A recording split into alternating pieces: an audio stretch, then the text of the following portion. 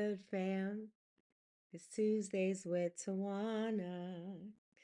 What's good? Happy Tuesday. Happy Tuesday. Happy new moon. Happy May. Happy, happy, joy, joy. I am Dr. Tad, your host and your curator for Tuesdays with Tawana, a podcast that builds community one episode at a time. This is a womanist centered podcast where um my approach, my ideology, my being, my mere existence as resistance is rooted in being a Black woman and Black womanhood and honoring Black beloveds overall and centering Black beloveds during this time together. We usually rock together for about a half an hour.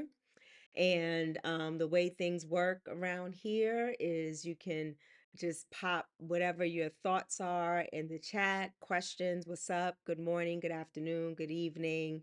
Pop it in the chat and I will insert your voice into this narrative. And then later, this is available on all of your podcast platforms. It's available on YouTube. It's available on Instagram whenever I remember to post it.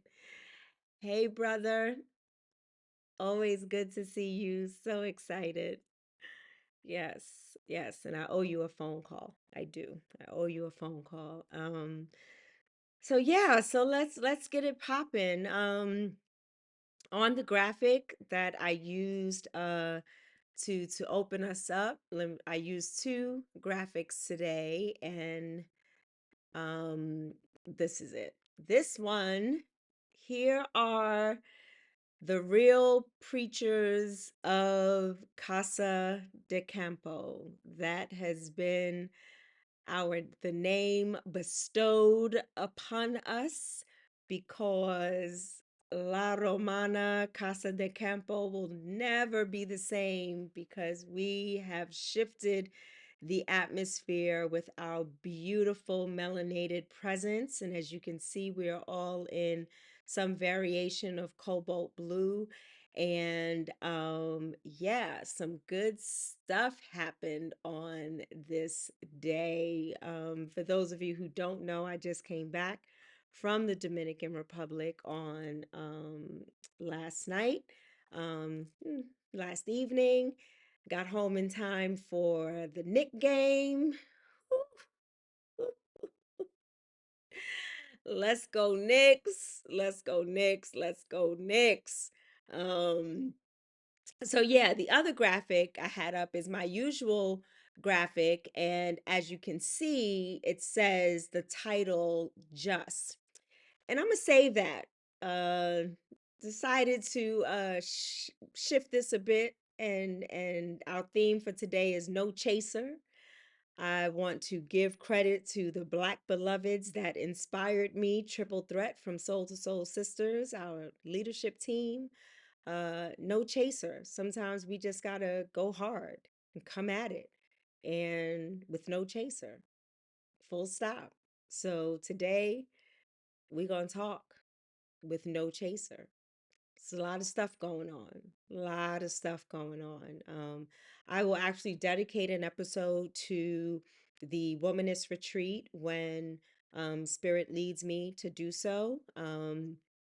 I want to yield and give an opportunity for those who led us in such a beautiful way. Reverend Dr. Melva L. Sampson of Pink Robe Chronicles and the Clearing, professor, preacher, teacher, friend, sister, and Reverend Dr. Irie Lynn Sessions of the Gathering Church, which is a womanist church, Dream Big Consulting and Coaching, preacher, teacher, friend, hilarious, beautiful, all the things.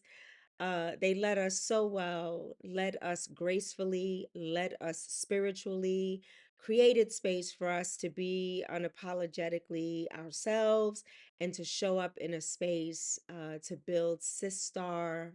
And that's exactly what we did. Our moments were sacred. So I do want to yield to the leadership. And once information is released then I will follow suit. But just know that your beloved is full and at peace and just still reflecting on my experience in the Dominican Republic. Hey, Reverend, it's good to see you, my beloved. Thank you for always supporting in various ways and on various platforms. I truly love it. Pammy is in the building. I missed you so much. For those of you listening on the podcast, yes, when people pop up in my comments, I am going to stop and shout them out. And you may not be able to see the visuals, but I do try to describe them accordingly. And if you follow me on any of my social media platforms, whether it's Facebook, Instagram, TikTok, I'm not really on threads. Yeah, I'm on there, but I just don't post as much as I should. So anyway, let's get it popping with no chaser, no chaser. So one, I am grateful for the unapologetic nature that I was able to show up in Casa de Campo, which is a private villa resort in La Romana. Just showed up as myself. No expectations. No one had expectations of me. The only expectation was to be yourself, to show up and to be yourself. If you needed rest, rest. If you needed to be by yourself, be by yourself. If you wanted to roll with the crew, roll with the crew. You want to be by the water? Let's go by the water. You want something to eat? Let's go. So it was just a beautiful, beautiful space. Hello, mother. Oh, I can't wait to talk to you. I love you so much and miss you. So, of course, my voice is just a little raspy because, yeah, I got in yesterday, but I am well rested. Please know that I got a lot of rest in DR and I rested here. And this is one of our sisters right here, the Reverend Dr. Sherry Brown Jackson, who being in Dr. Sherry's presence is just no words can describe the beauty, the wisdom, the humor. Oh my goodness, and the beauty and just the real talk and no chaser. Dr. Sherry is your no chaser right there. A mere presence, no chaser, just straight up real, authentic. So I'm glad our beloved is on today. So let's talk about No Chaser. And again, I was inspired by Triple Threat, my leadership team with Soul to Soul Sisters. As many of you know, I am the executive director of Soul to Soul Sisters, as well as the co-founder. And we're a black-centered, womanist racial justice organization that centers Black beloveds for our liberation and the liberation of all, because womanism teaches us to look to ourselves for our own liberation. And if you're down for the liberation, you can come along with us. So yeah, so that's what we do, and so this podcast is also centered in that way. So there are some times when things get a little personal and a little deep, and some things get a little funny, and or anything in between. But it's real, it's authentic, and it's who we are in this place. This is a no judgment zone. This is a curious zone. If you have questions, curiosity, but if I drop the F bomb or it's no judgment. It's just how I'm feeling and where I am. And those are the words that I choose to describe in that moment. And that is called active listening. That is called curiosity. That is honoring who I am and how I show up in the fullness of who I am with no expectations and no limitations. So, Tuesdays with Tawana is about us coming together and learning how to show up with our unapologetic selves. So, let's talk about that for a moment. First of all, I got to lift up the Kendrick Lamar and Drake beef, right? So, born and raised in Harlem. I grew up on hip hop. Hip hop, my mom, my dad, Wagner Projects. the church, they all raised me at one time. Like, the ebb and flow, some with more salient points than others, but hip hop is my thing. It was born in an area where I grew up, right across the bridge. The Willis Avenue Bridge was the Bronx, the South Bronx. So I have very close ties to it. It's in my DNA.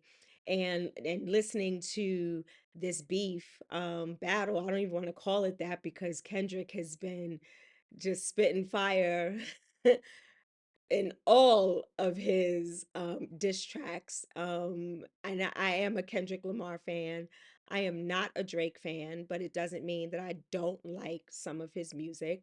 And I think that this beef has gone, you know, a little oh, thank you, Sherry. She says, and to you, my sister, I love you. I love you more, beloved. Um, this beef, these diss tracks have definitely gone very, very far. And I am excited about it and on one hand, because as a Black beloved, I believe that more than one thing can exist, two or more things can exist at the same time.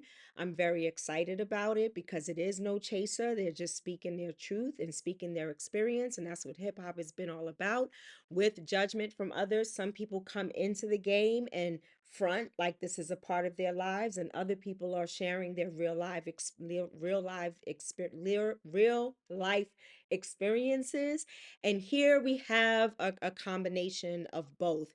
And the one thing that excites me is the lyricism, Kendrick Lamar, and being able to drop a diss track like within the hour after Drake drops a diss track, if that's what you want to call it, but in an hour. So it amazes me. The creativity amazes me. The way metaphors are used, and how we look at the sacred text, and how we have to pull out of and look behind the text. This is a text happening. These are life stories. These are life experiences.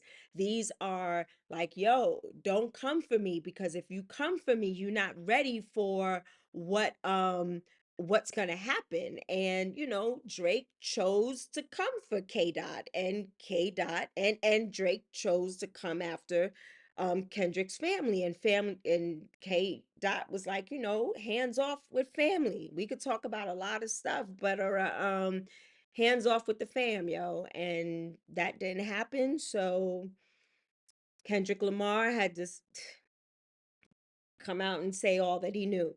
And then Drake, his last diss track was about, defending himself, which was really whack. Like it was like, bland food with no seasoning. It was like it was it was like, okay, I take a bite. It's all right, and give the rest away or something. It talked about him not being a pedophile, otherwise he would be in jail. What fucking world are you living in? There are so many pedophiles out here that don't go to jail, including celebrities, including people with money, including people with perceived power, including especially white men who are getting away with sexualizing and abusing women and not going to jail for it, not even being charged for it, or charges being dropped. So let's not go there. And then Drake is talking about, oh, I planted this fake daughter for you to talk about. You should get your fat. Okay, let's talk about the lyrics though. Even if you planted this fake daughter, Kendrick Lamar's lyrics was just on fire, and calling you out for that. And why would you do that? Because that only makes you look bad, like a deadbeat father. Like you're not involved with your so yo, this beef, it's got me. It's got me. But I do want to mention, as we talk about No Chaser, Ebony Janice. Ebony Janice, I said Ebony Janice because that's the way Ebony Janice wants to be referred to, as Ebony Janice. If you did not see her reel on, because she has done work, she's done work in anthropology, cultural anthropology, hip hop and womanism. She has done some extensive research. She's a hip hop head. So she says she's enjoying this beef as well. And let's look at the flip side of this. Who is being harmed? K Dot's making money. I'm sure Drizzy's making money. I'm sure other people behind the scenes are making money. But who's being harmed? Black women, black children, real or not, black mamas. And this is nothing new in hip hop. This has been in one way, shape, or form. Women are either the casualties of war, or we are dehumanized, hypersexualized. We're diminished in our prowess and in our gifts and in our talents. And we got to be a part of a crew in order for us to make a name for ourselves. And then when we do stand on our own, like Meg the Stallion, or then it's all the critiquing and all the who did she sleep with. And so it can't just be, she's a lyricist and she's talented and whatever. So there's always a time where black women are crunched into other people's fantasies and eaten alive, as Audre Lorde says, right?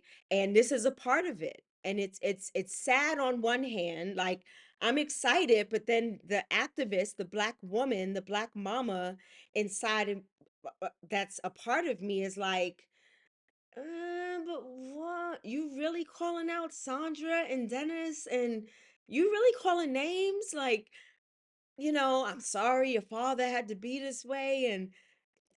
And when children listen to this, when partners listen to this, where is their outlet to then respond? Or do they have to respond? Why should they have to respond when they really shouldn't have been a part of the beef to begin with? Jason McBride is in the building, y'all. Listen, imagine, he says, imagine what our community would look like if we would have embraced BDP or X Clan the way we did NWA. Boogie Down Productions stayed spitting fire, stayed spitting fire. And Drake is knocking Kendrick for being, an activist and fighting for freedom. And he's like, nigga, that's all you could talk about. Huh? Look what we're living through. I mean, there's a both and. We do need an escape. We do need, we need joy. Joy is our birthright. Joy is innate. So even when we're spitting fire and we're talking about our truths, then at the same time, where is the joy? What is the joy that is resulting from that? And here, a lot of hurt and harm is the result of it. Or if we were that excited about, what's happening in Palestine right now, or better yet, the Congo, where they told, again, another tactic where they told people to seek refuge, and then they started bombing that encampment. The same thing is happening in Palestine right now. The same thing that is happening in Haiti. Do you know how much of a struggle it was for us to be in DR, knowing that on the same land right next door, that they are going through horrific times and wars, and women are being raped and mutilated and killed I mean, it is a juxtaposition that I don't ever want us to experience ever. Pammy said X Clan was and is fire. They are still in my rotation. Absolutely. Hip hop heads come through. Start calling the roll. Because we did always have this both and. That's what we had. And Public Enemy. That's what we had. We had Queen Latifah. That's what we had. And then on the other side, we did have other groups like, NWA or um Rough Riders, which, Rough Riders I can't compare. Comparison is of the devil. So I'm not comparing anybody to each other. Everyone has their own genre, right? But it's this genre with no chaser. Like I'm going to speak the truth, which should be the truth, or I'm going to speak what I believe is the truth and perpetrate and act like it's my truth that I am spitting and speaking because I want to be a part of this truth telling, unapologetic hip hop culture. Speaking of which, with no chaser, the nerve of, I can't even think of the white DJ's name right now because y'all know I don't do this scripted, so in my memory sucks. But if you know of the white DJ that I'm talking about, that was coming after, Pammy said, Chuck D is my boo. Yes, ma'am. Yes, ma'am. Let's hold space for that. Yes. So the white DJ that came after the black professor, I believe she's from Columbia University. I'm not sure, but came at her because of her belief and her stance, and what she was saying to her class was antithetical to what his whiteness was. So now he's trying to censor her and get her fired. If that's not an example of privilege, I don't know what is. So can we rally around this sister so that this sister is not another casualty of war that we did not even opt to participate in? We don't even have a I hate to say a dog in this fight, but we don't have a dime in this dollar. We like just chilling. We raising families. We creating music. We creating art. We creating styles. We're doing all these things, and yet we're still relegated to the corner. Like, baby, go in the corner. Take what we give you. Oh, here, you can come and get a little piece of this. Nah, thank you, DJ Vlad. I'm not saying his name again. Threw up in my mouth a little bit. But how dare you come after a black woman when you already culturally appropriating our culture? And then you're gonna come after a black woman and you think that we're going to be silent about it? Speaking of which, can I shift gears for a moment? I want to talk about Amanda Seals for a minute and Club Shay Shay. I did not see the whole thing because the part that I did see was painful enough. Shay Shay invites Amanda Seals onto his show. And let me stop for a minute. Shout out to all the journalists that know how to be journalists, that know how to report the story, that know how to um, paint the picture for people to then receive it and make their own decision on how they're going to respond or how they're going to receive the information. This is the co-creativity of journalism, right? Whether you're writing, whether you're on TV, whether you're whatever they're doing, a podcast. In journalism, there is a niche, there is a practice, there are some things like, not everybody can just get up and preach. Hello. There are ways and trainings and things that you do in order, or even public speaking. There are things that you do in order to engage a diverse audience. And it's not that you diminish who you are, but you come forward with a language hoping that it'll fall on the ears of those that are willing to listen. So, Shay Shay, in his journalistic way, invites Amanda Seals onto the show, and Amanda Seals is talking about how she struggled with, racism and colorism as a little kid, and he, as in Shay Shay, gaslit her the entire time. She said she was bullied. He says, "Oh, they were just being kids." That's gaslighting. Oh, I was, teased for my the school that I went to because I was the only one, or because I'm actually, it used to be called Asperger's, but now it's called something else because I was always so smart. Well, they were just kids being kids. Like, So what? That is gaslighting, textbook example of gaslighting.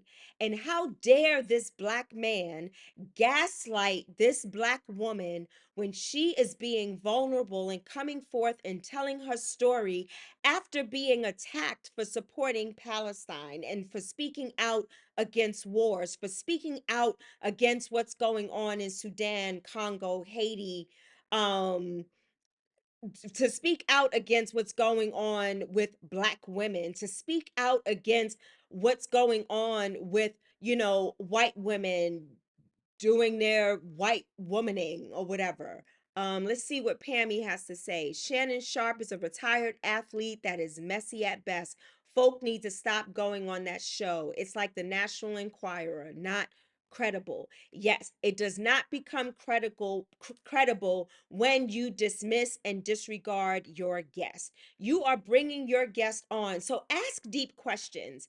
Ask and question it and say, "Well, Amanda, this is how you felt, and I see you. Full fucking stop. I see you. I don't get it. Help me to understand how as a child this was happening to you, because that was not my experience." That's different. That is engaging. That's curiosity versus someone gaslighting me. So Amanda checked out. She answered the questions,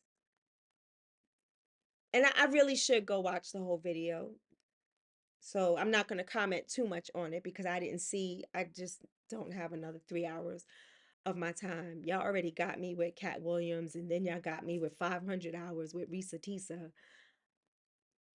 I don't have another 3 hours, but maybe I'll make some time. Maybe. But why did I call this No Chaser? So there are times when we just got to keep it funky. We just got to say what's on our mind and not belittle it, not diminish who we are, and come and say, "Oh Lord, Pammy, you done did it now. We going over our 30 minutes, y'all. Can we talk about Pastor Ken? How do you say shh, silence in the name of Jesus?" Is that the quote? Somebody put the quote in the chat. Pastor,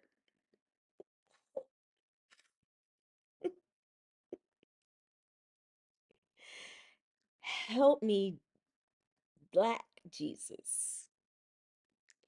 How, first of all, it's problematic that you think that your voice is more is superior, is more divine. um oh, but Pammy said that's close, but there's so much more to the story. Beloved, if you could type it up in here while I'm talking, please do.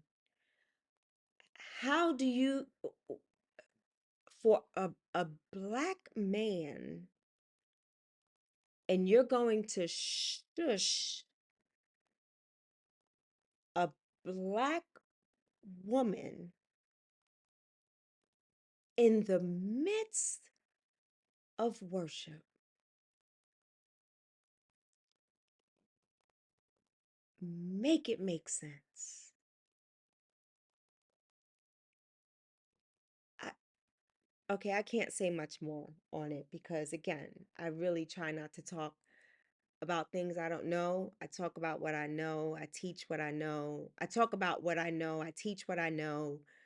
Um, there's a regular occurrence where she's shouting, "He has spoken to her for the last 4 years." I would love to hear more about that. And probably, Pammy, we may need to talk about that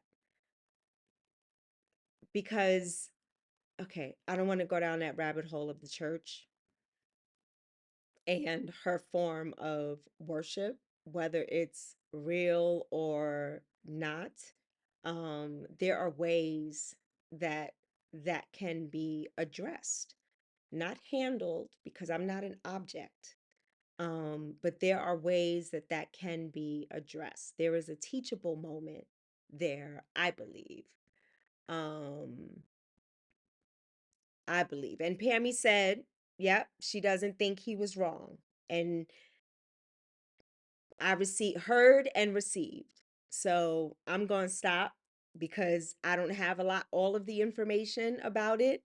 But initially, my response was to do that in that setting, in public, in the way it happened. It was problematic for me. And there's an opportunity for me to learn. How about that? We can actually say, oh, let me hear more about this. Just like the Kendrick Lamar and Drake beef. You know, when Ebony Janice talked about the harm of Black women and Black children, I was like, I was feeling some kind of way, like, ugh. But Ebony Janice was able to name that for me so that I can identify how I am having this both and moment where I am loving the beef, the creativity, because that's what hip hop has done. And some of our beloveds are no longer here because of beef. And that's the scary part. Like, how far are we going to take this? How many back and forths are we going to experience before it ends? And how is it going to end? Yeah, I don't know. We'll see. We'll see. So, when we talk about no chaser, you know, for those who don't drink, who might listen to this, you'll have you know, a Cavassier or something that's straight and requires some sort of chaser, which is with water or beer or whatever it is. And to chase the the the the alcohol, right? Um, and some don't need a chaser. That's another podcast, but um, so for me, in this moment, the takeaway with no chaser is, how are we showing up in the world where we don't need a chaser, or we don't need to provide a chaser, because what we're saying is truth, it's authentic, it's unapologetic. And if you can't handle it, you find a way to receive it if you need a chaser. But I'm giving it to you straight with no chaser. Straight. How can I do that? Because I love myself. I know myself. I'm always becoming, so I'm always open to receive something new, new friends, new experiences, new spiritual experiences. I'm willing to receive correction. I am willing to receive some guidance. I'm willing to receive no. If I have an idea or and someone says no or I don't agree, I'm okay with that because I don't need, it's just straight. I'm straight, fully human, divine, Black woman who shows up unapologetically, says what I need to say, and I do it with a sense of discernment. I do it with a sense of prayer because I do want the person on the other end to receive it. I don't want to speak in a language that is going to be further combative in the moment. I do want to get my point across because people are dying. My beloveds are dying right here in these disunited states.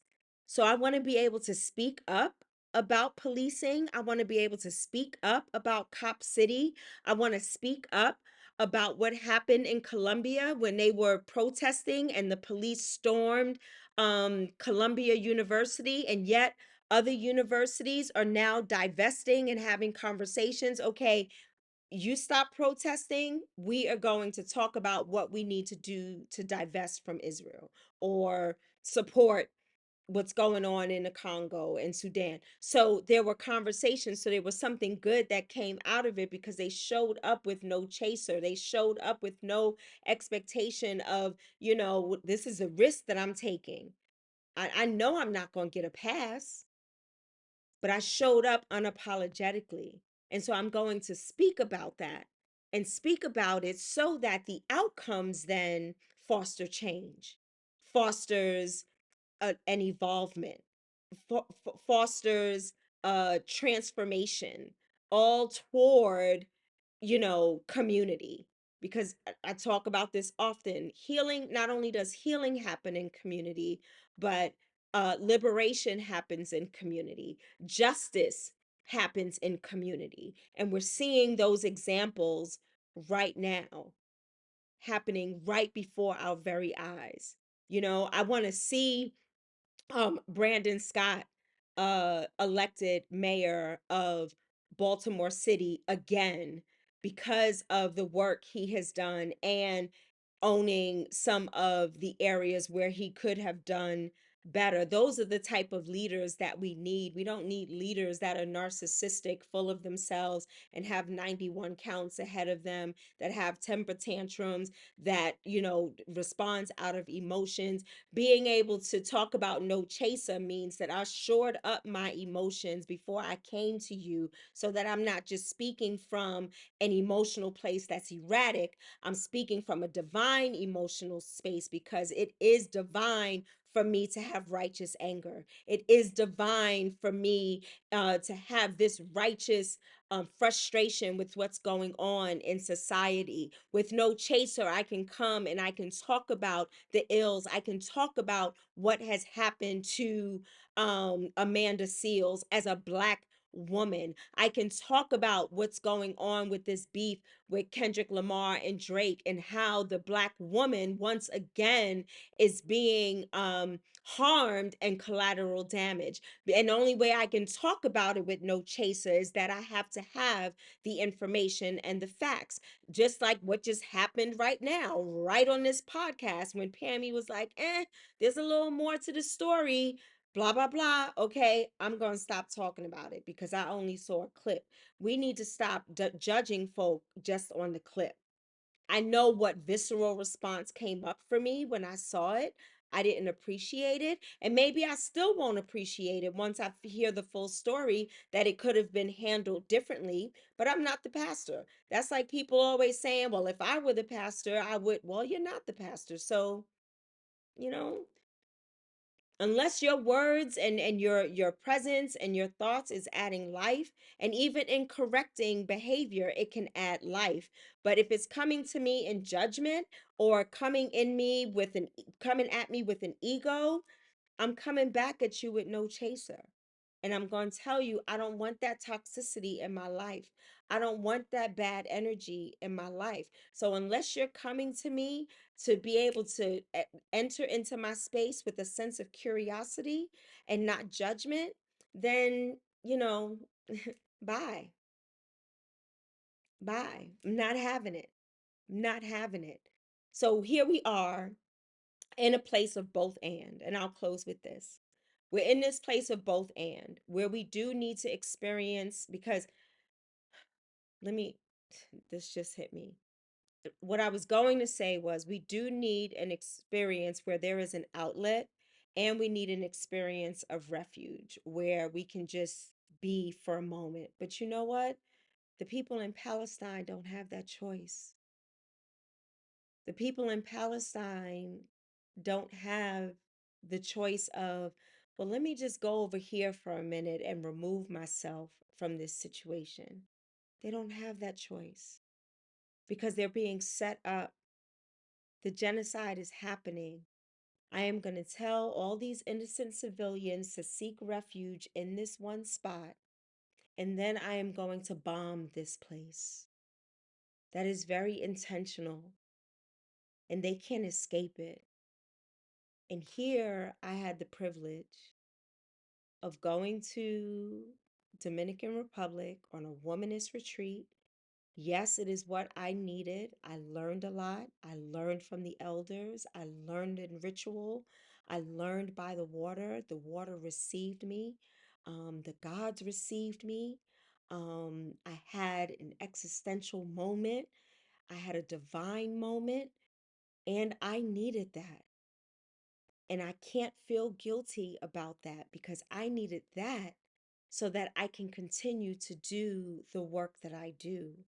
The work that I do when I speak across the country about 41% of Black women dying to breast cancer as compared to white women because of medical racism, because of classism, because people with Medicaid and private insurance are treated differently.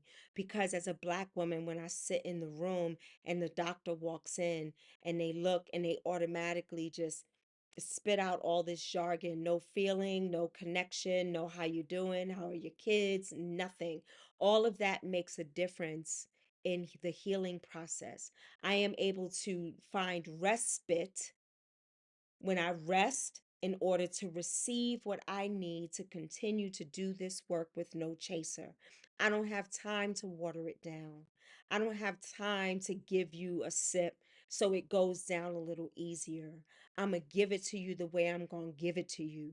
And you can either take it and learn from it, or you can continue to live in a way that you think that it's not going to impact you because you're ignoring it, you're scrolling past the images, you're not listening to what's going on in the world because you are fine. It is going to impact you one way or another because in my culture, in my cultural tradition, we are communal people. We are Ubuntu. I am because you are. So, beloved, if you're not good, I'm not good.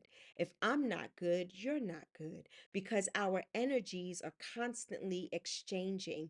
We are building community through this electronic field because the energy for us, it transcends space and time, and we build community and we kind of sense, oh, let me call Pammy, she's been on my mind, something's been, let me call my brother, I haven't spoken to him in a while, something is, even if it's joyous, like, you know what, I need to talk to my brother because he always makes me laugh, or he always has something great to say, or is very encouraging and truthful with no chaser. You don't want people in your life that's like, yep, yep, and then go talk about you behind your back and say, yo, that shit was whack what Tawana did. Tell me to my face. This is what this whole rap beef is about, right? I'm telling you to your face. You brought it public, I'm gonna respond in public. This is what I'm going to do. And at the same time, I am feeling some kind of way because I wish that Black men would protect Black women more with no chaser, no apologies. Like I am standing and I'm protecting this Black woman. And that means protecting the other Black women as well, like Drake's mom.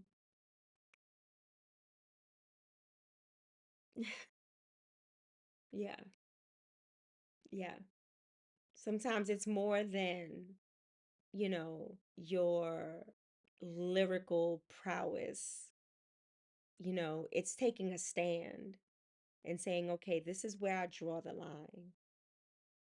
Because I can live unapologetically with no chaser, I have the power to draw the line and say, this is a line that I will not cross. Nor can you make me cross it because then I'm giving you too much power.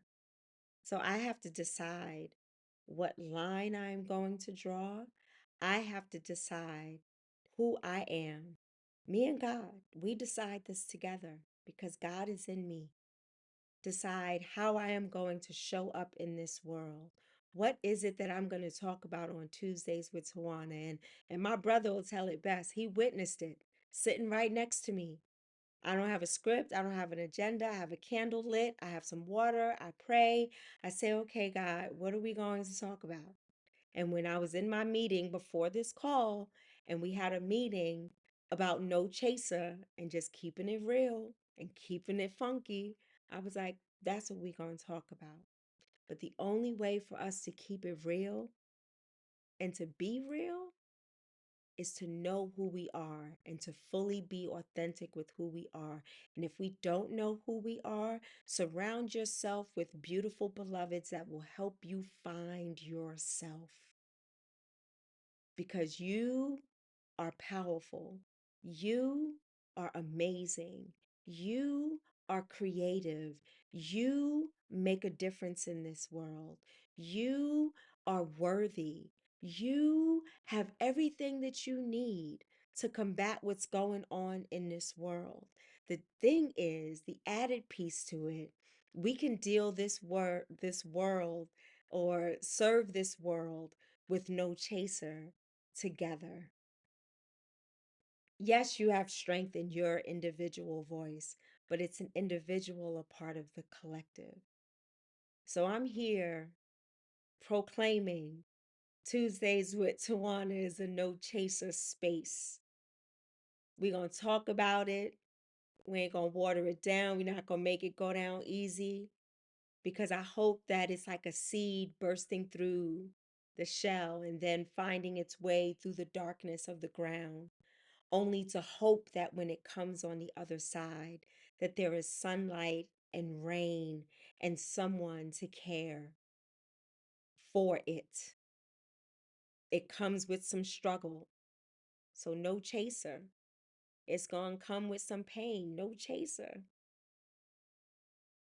But in the midst of that, it's also going to come with a balm and with joy and with community to help you grow and to help you to form a language to say, nah, beloved, that was racial abuse. Nah, beloved, that was quite disrespectful. Nah, beloved, that's not how I rock. Nah, beloved, I don't want that in my space, in my aura, in my energy. Nah, beloved, God bless you. Can love you from a distance, because I want you to live. I want you to live well, and you got to want it. I can't want it more for you. You got to want it for yourself. And it's not my calling, my assignment to teach you. So God bless, be well, go on your way. And then there are times when I need to call beloveds in and say, I got you. Let's take this journey together. And that's what you have done for me, unapologetically, with no chaser. Tawana, are you okay? Are you resting? I see you traveling a lot. Are you eating right? Are you getting some rest? Are you taking care of you? That is what we do together, so that I can show up straight with no chaser. This is Dr. Tad with Tuesdays with Tawana. Shout out to uh, Dream Big Consulting and Coaching. Shout out to Pink Robe Chronicles, both Reverend Dr. Irie Lynn Sessions and Reverend Dr. Melva L. Sampson, respectively. Thank you for a retreat that offered me a space with no chaser. And I hope that this space has done the same for you. Blessings, beloved. I love you from the moon to the moon and beyond. And I hope to see you on next Tuesday. Much love. Later.